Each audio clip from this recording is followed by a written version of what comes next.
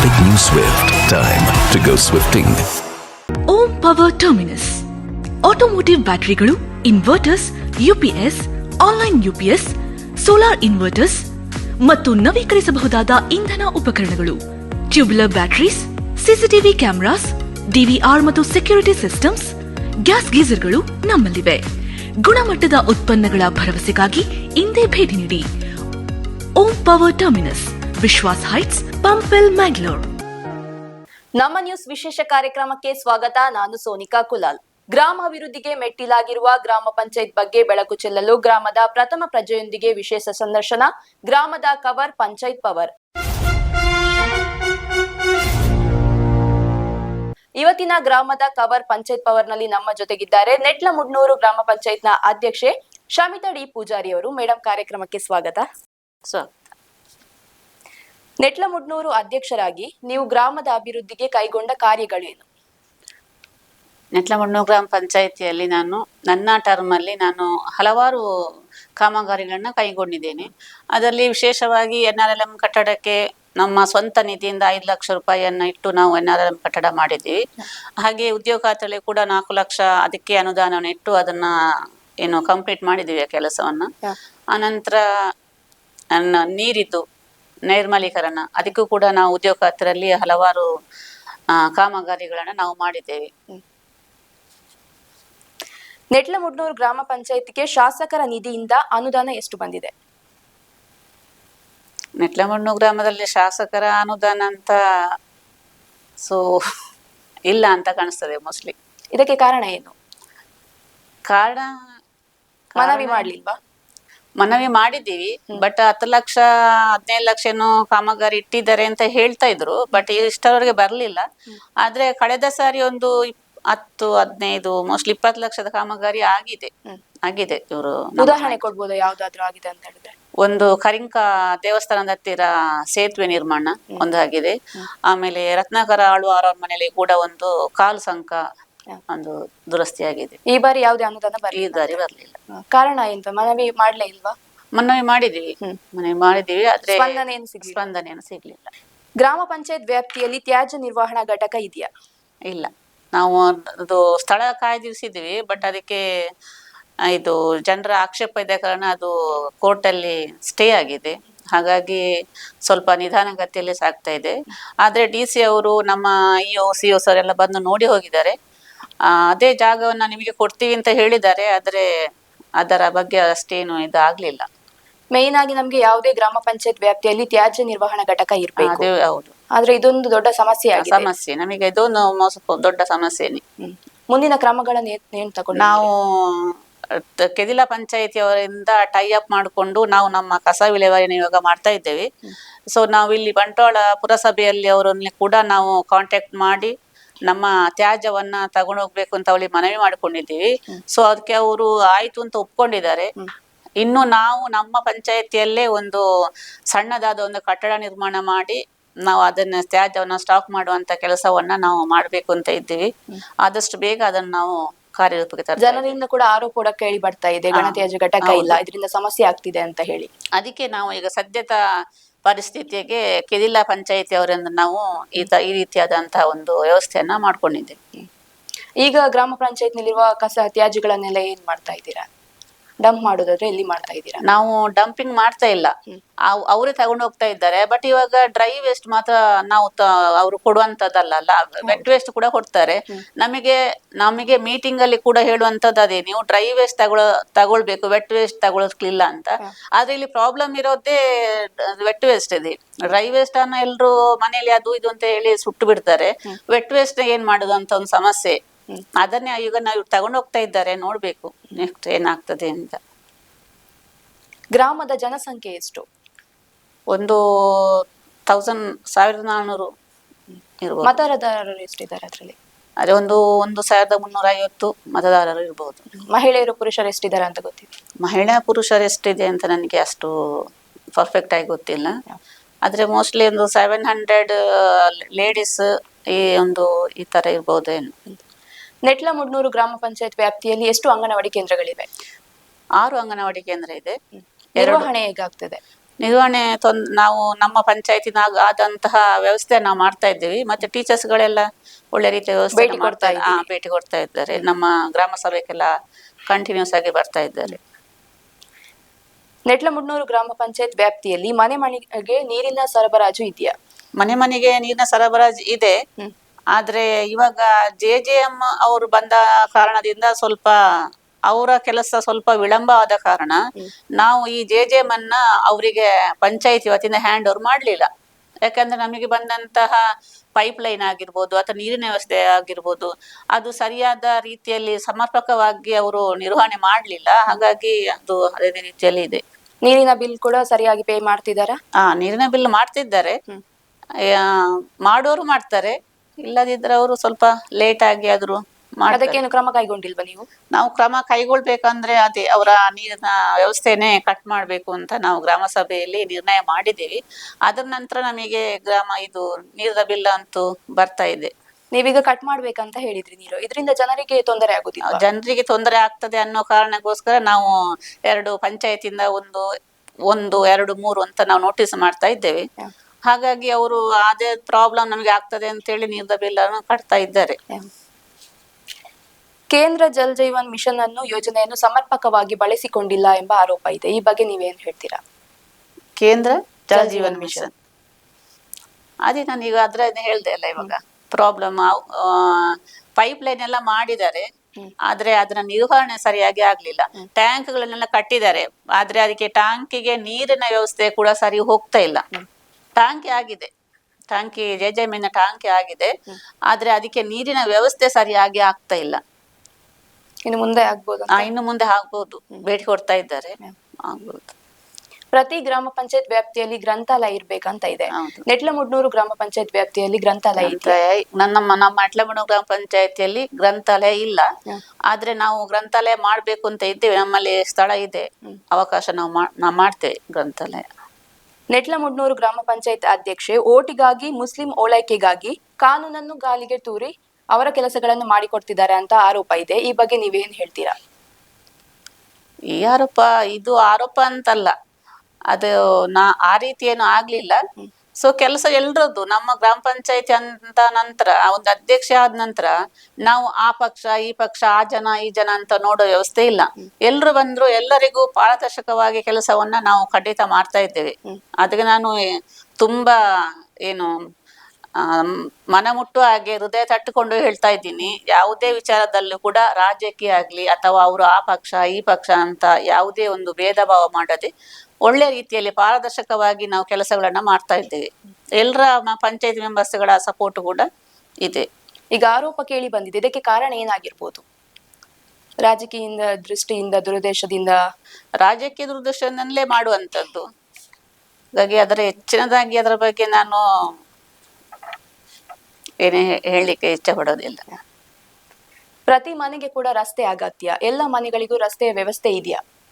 ಎಲ್ಲ ಮನೆಗಳಿಗೆ ರಸ್ತೆ ಆಲ್ಮೋಸ್ಟ್ ಆಗಿದೆ. ಆದ್ರೆ ನಮಗೆ ಬರುವಂತಹ ಅನುದಾನದಲ್ಲಿ ಪಂಚಾಯತಿಗೆ 3 ವಾರ್ಡಿ ಕೂಡ ಅದನ್ನ ಸರಿಯಾಗಿ ನಾವು ಪಂಚಾಯತ್ ಅನುದಾನ ನೀಡಬೇಕಾಗ್ತದೆ. ಅದರಲ್ಲಿ ಬಂದಂತಹ ಅನುದಾನದಲ್ಲಿ SC ST ಗೆ, ಆಮೇಲೆ ಹ್ಯಾಂಡಿಕ್ಯಾಪ್ಟ್ ಅವರಿಗೆ ಈ ರೀತಿಯಾಗಿ ನಾವು ಅವರಿಗೆ ಫಂಡ್ ಇಡ್ಲೇಬೇಕು. ಆ ನಂತರ ಬಂದಂತ ಹಣದಲ್ಲಿ ನಾವು 3 ವಾರ್ಡಿಗೆ ಅಂತ ಹಂಚುವಾಗ ಅದರಲ್ಲಿ ಅಷ್ಟೇನು ದೊಡ್ಡ ದೊಡ್ಡ ಕಾಮಗಾರಿಗಳು ಆಗ್ತಾ ಇಲ್ಲ. 1.5 ಲಕ್ಷದಲ್ಲಿ ಎಷ್ಟು ಉದ್ದ ಕಾಮಗಾರಿ ಆಗ್ತವೆ? 100 ಮೀಟರ್ ಕೂಡ ಕಾಮಗಾರಿಗಳು ಆಗೋದಿಲ್ಲ. ಅದೇ ಆಲ್ಮೋಸ್ಟ್ ಮಾಡಿದೀವಿ. ನಮಗೆ ನಮಗೆ ಕಾಂಕ್ರೀಟ್ ರಸ್ತೆ ಬೇಕು ಅಂತ ಹೇಳುವಂತ ಜನರು ತುಂಬಾ ಜನ ಇದ್ದಾರೆ.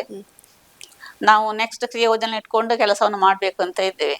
ರಸ್ತೆ ಆಗಿದೆಯಾ ಅಂತ ಹೇಳಿದ್ರೆ ಯಾವ್ದೋ ಉದಾಹರಣೆ ಕೊಡ್ಬೋದಾ? ಮಾದೇಲು ಮೀನಾವು ಕೊಪ್ಪರಿಗೆ ಅಲ್ಲಿ ಒಂದು 3 ಲಕ್ಷದ ಕೆಲಸ ಆಗಿದೆ. ಆಮೇಲೆ ಪಂತಡ್ಕ ಎಂಬಲ್ಲಿ ಆಗಿದೆ. 2ನೇ ಜನತಾಗೃಹ ಎಂಬಲ್ಲಿ ಕೂಡ ಕಾಂಕ್ರೀಟ್ ರಸ್ತೆ ಆಗಿದೆ, ರಸ್ತೆಗಳು ಆಗಿದೆ. ದಾರಿದೀಪದ ವ್ಯವಸ್ಥೆ ಎಲ್ಲ?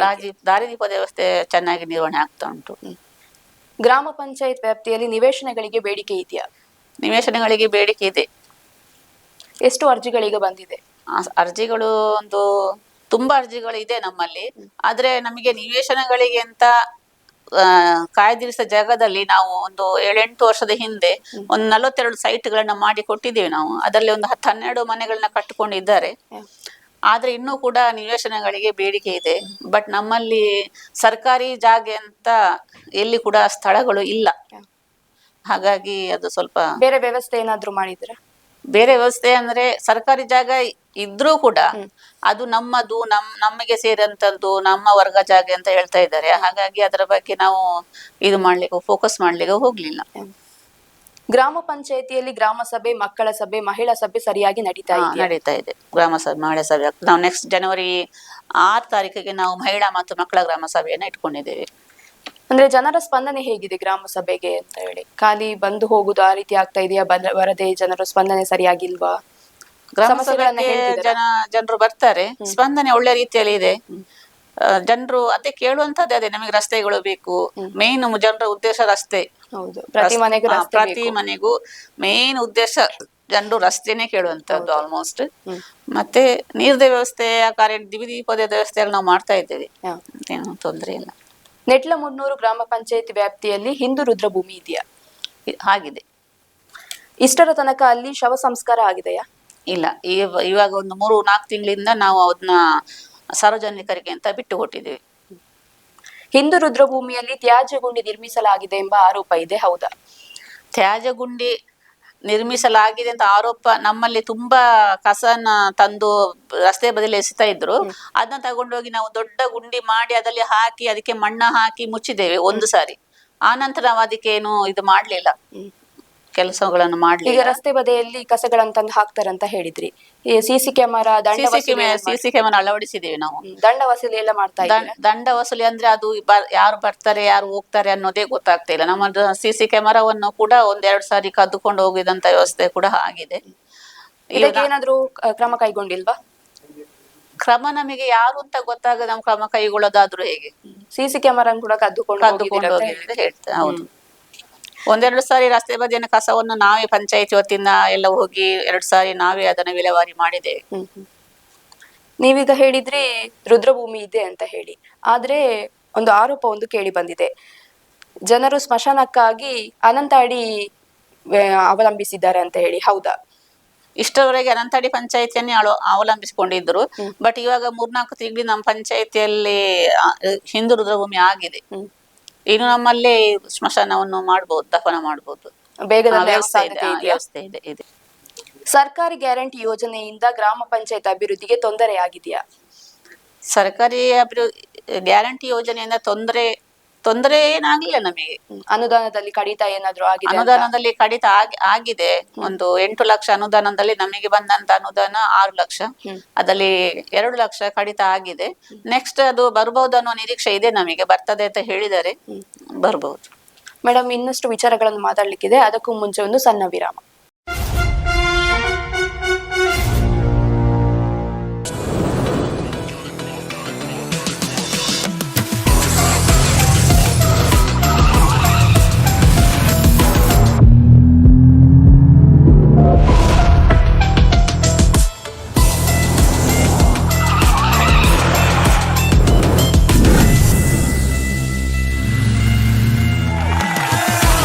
Introducing the epic new Swift. Time to go swifting. Om power terminus automotive ಬ್ಯಾಟರಿಗಳು, inverters, UPS, online UPS, solar inverters ಮತ್ತು ನವೀಕರಿಸಬಹುದಾದ ಇಂಧನ ಉಪಕರಣಗಳು, tubular batteries, CCTV cameras, DVR ಮತ್ತು ಸೆಕ್ಯೂರಿಟಿ ಸಿಸ್ಟಮ್ಸ್, ಗ್ಯಾಸ್ ಗೀಸರ್ಗಳು ನಮ್ಮಲ್ಲಿವೆ. ಗುಣಮಟ್ಟದ ಉತ್ಪನ್ನಗಳ ಭರವಸೆಗಾಗಿ ಇಂದೇ ಭೇಟಿ ನೀಡಿ. Om power terminus, Vishwas heights, Pumpwell, Mangalore.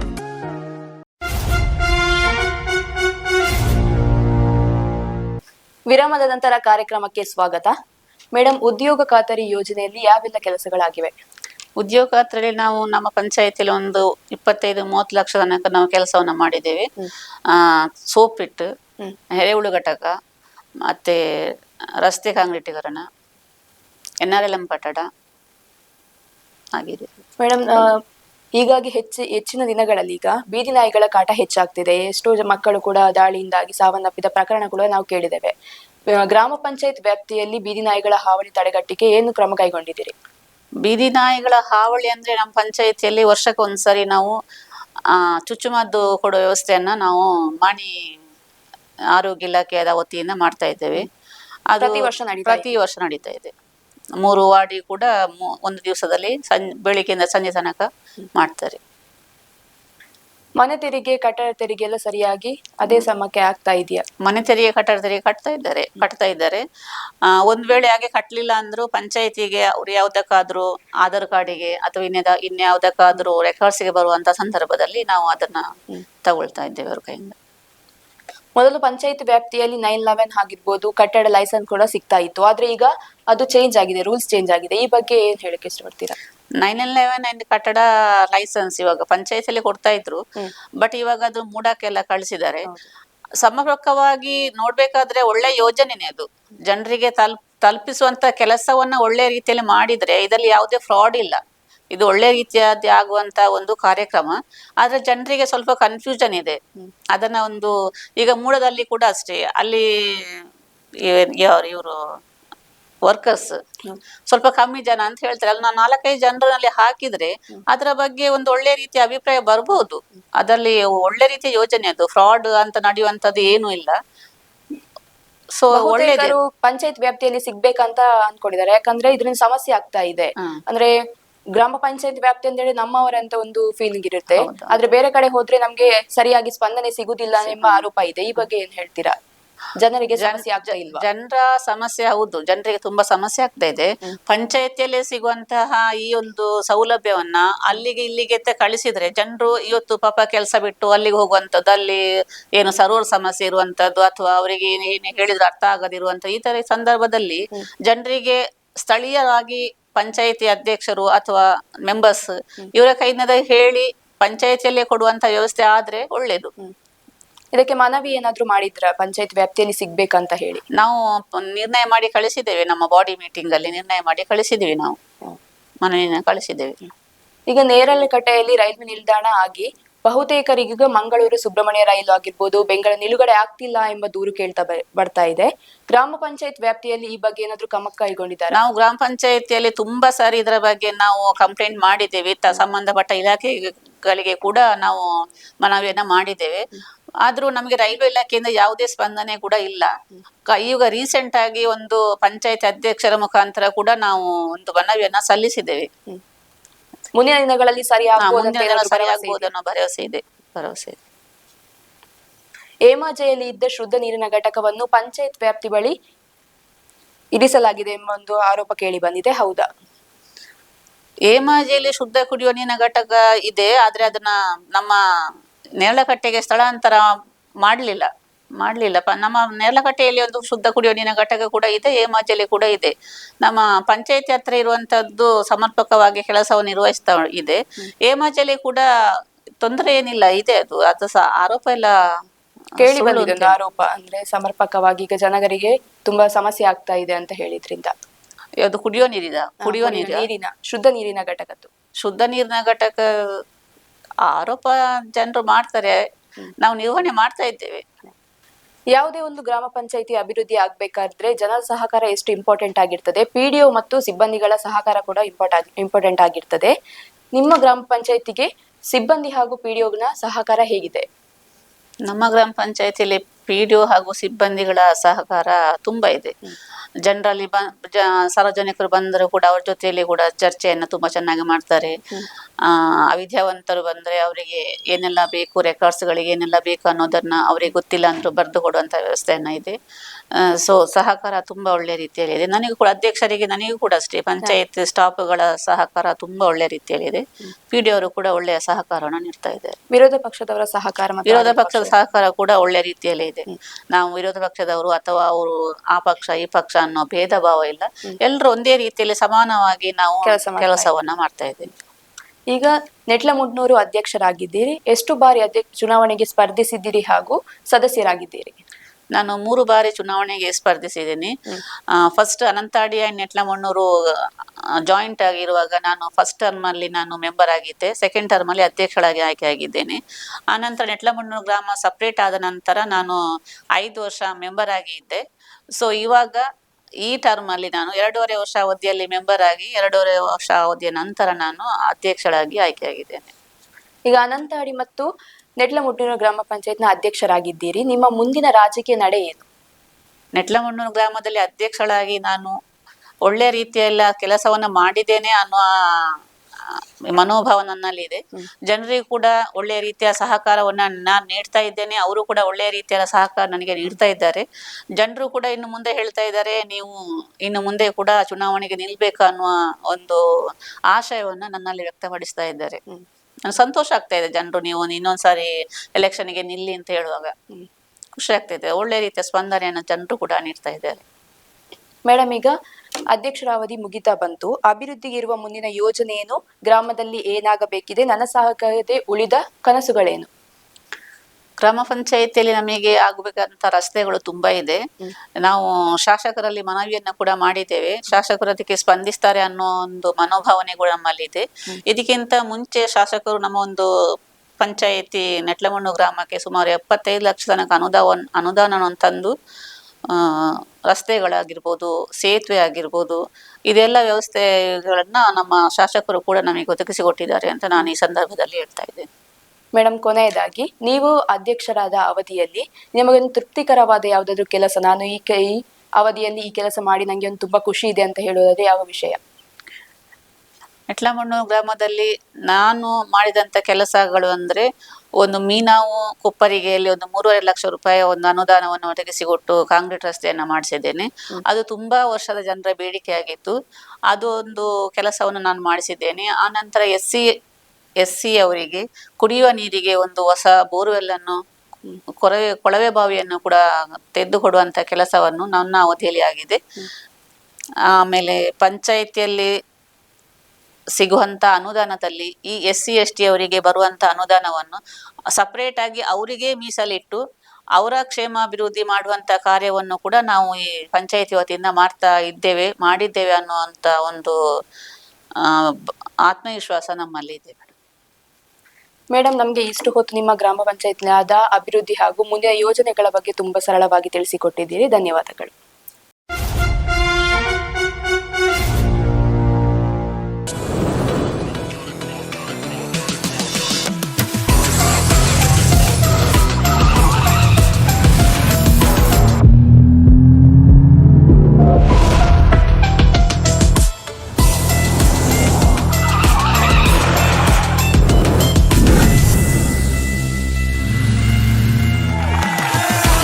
Introducing the epic new Swift. Time to go swifting.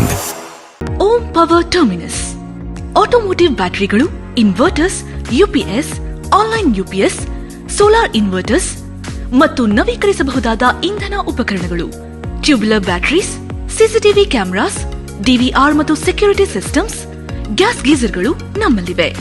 ಗುಣಮಟ್ಟದ ಉತ್ಪನ್ನಗಳ ಭರವಸೆಗಾಗಿ ಇಂದೇ ಭೇಟಿ ನೀಡಿ. Om power terminus, Vishwas heights, Pumpwell, Mangalore.